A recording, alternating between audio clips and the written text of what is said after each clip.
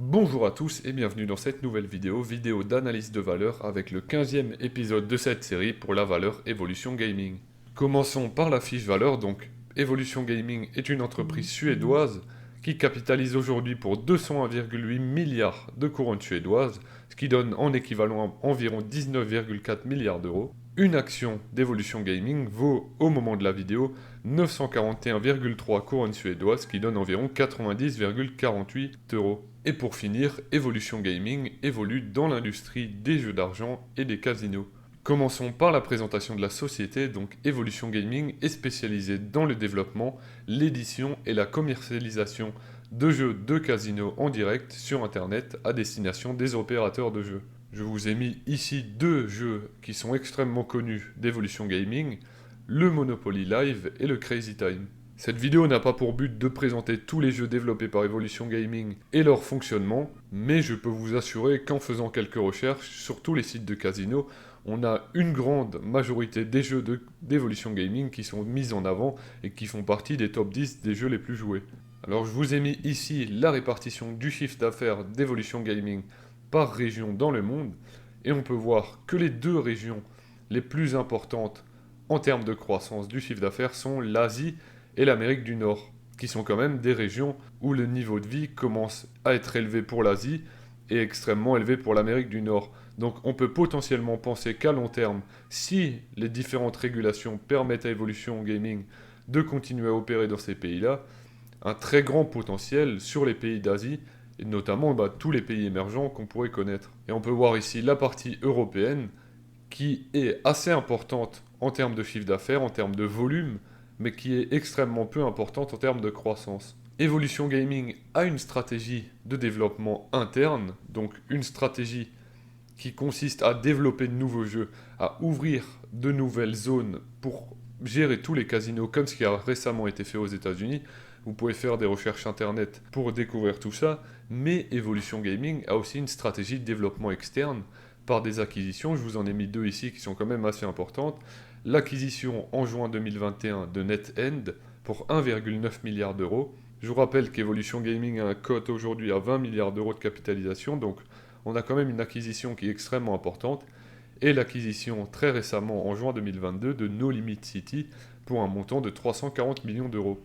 On va un tout petit peu étudier ces acquisitions, donc comme pour le titre, des acquisitions de qualité, puisqu'Evolution Gaming ne rachète pas n'importe quelle entreprise, elle rachète des entreprises qui sont assez similaires, tout d'abord en termes de business model, mais en termes de qualité fondamentale, car on va le voir juste après, Evolution Gaming est une entreprise extrêmement qualitative.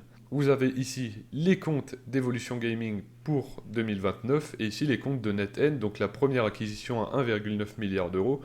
Et on peut voir que sur l'exercice 2019, la marge d'EBITDA d'Evolution Gaming est de 50% et la marge de NetEnd est de 47,7%. Donc on est sur des chiffres qui sont quand même assez similaires, surtout que le chiffre d'affaires et l'EBITDA de NetEnd sont quand même un peu inférieurs. Du coup on peut voir que en combinant les deux, on va limiter l'impact de la marge légèrement inférieure de NetEnd, mais comme dit, on reste sur des marges extrêmement élevées. Et vous pouvez le voir juste ici, sur le rapport trimestriel du premier trimestre 2020, une marge d'EBITDA de 55,7% pour Evolution Gaming et de 44,2% pour NetEnd. J'ai recherché deux nouvelles informations pour la deuxième acquisition qu'on a vue juste avant de No Limit City. Donc on nous dit que les revenus de No Limit City devrait avoisiner les 30 millions d'euros en 2022 et que l'EBITDA sur la même période devrait avoisiner les 23 millions d'euros. Ce qui nous donnerait donc, avec le chiffre 23 et 30, une marge d'EBITDA pour No Limit City de 76,66%. Et pour rappel, la marge d'EBITDA d'Evolution Gaming au deuxième trimestre 2022 est de 69,3%. On peut voir là que malgré les marges extrêmement importantes d'Evolution Gaming, Evolution Gaming arrive encore à racheter des sociétés encore plus qualitatives, et ce, pour maintenir des niveaux de marge extrêmement élevés à long terme.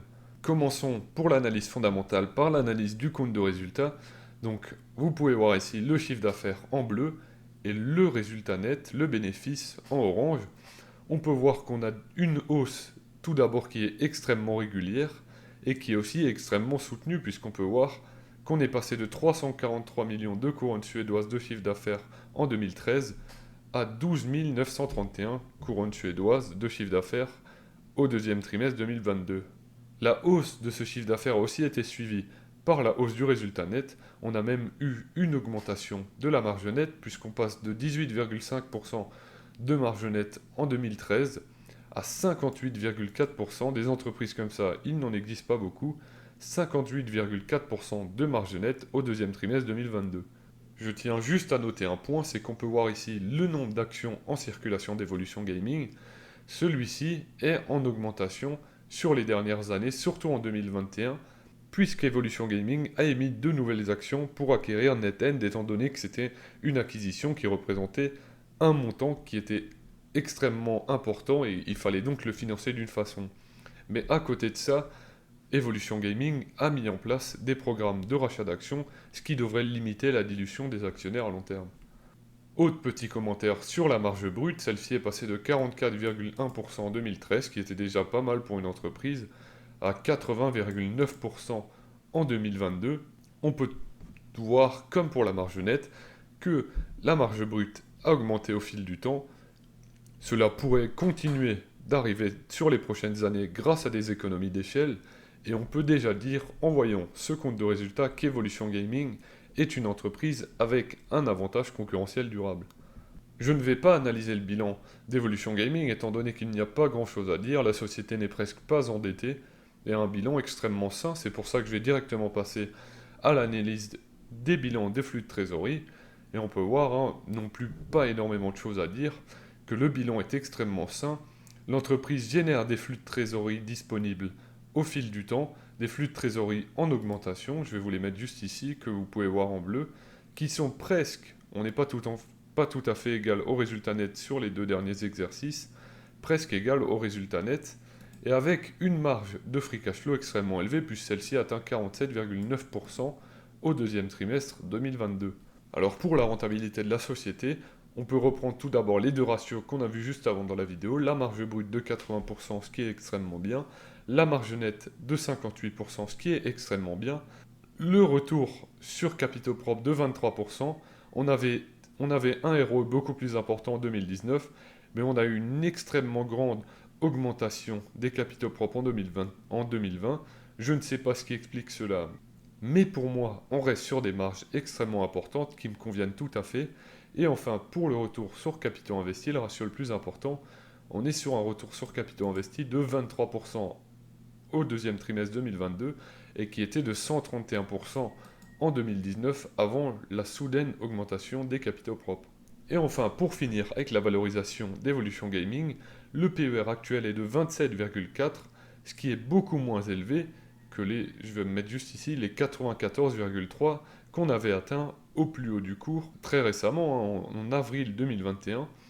Et on peut voir aussi, comparé à l'historique de ce PER, qu'on est presque sur le PER le plus bas historiquement. Donc pour moi, nous sommes sur une opportunité d'achat pour Evolution Gaming.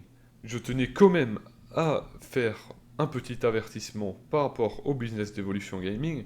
Le business d'Evolution Gaming est soumis à un risque de réglementation, puisque si certains États où est présent Evolution Gaming venaient à interdire les jeux d'argent, ou venaient à réglementer extrêmement fort le marché en limitant très largement les choix d'Evolution Gaming, cela pourrait impacter dans des proportions plus ou moins grandes, ça va dépendre des États, du nombre d'États et de la réglementation, mais ça pourrait impacter les fondamentaux d'Evolution Gaming. Finissons par une petite analyse technique du titre Evolution Gaming. Le titre a été introduit en 2015 juste ici. On a eu une hausse extrêmement importante jusqu'en avril 2021. Et là je vais passer en weekly. Le cours a chuté. Ici, grosse bougie rouge. On avait eu quelques accusations, il me semble, contre Evolution Gaming. Rebond. Et là maintenant on a un nouveau niveau de résistance. Et le cours est dans un range depuis maintenant quelques temps. On avait eu un tout petit rebond suite à la publication des résultats dans les jours qui ont suivi la publication. Elle est extrêmement récente.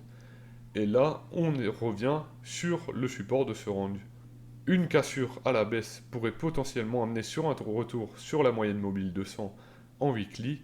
Et une cassure à la hausse pourrait potentiellement amener tout d'abord sur ce support-là, puis sur les plus hauts historiques qui se trouvent à 1700 couronnes suédoises, ce qui donnait environ un objectif de 80%. Je pense avoir fait le tour de la société, je vous invite à me suivre sur Twitter, puisque c'est là où je poste régulièrement par rapport aux news des sociétés que j'ai en portefeuille et que j'essaye de connaître en profondeur. Moi je vous dis à la semaine prochaine et bonne semaine sur les marchés.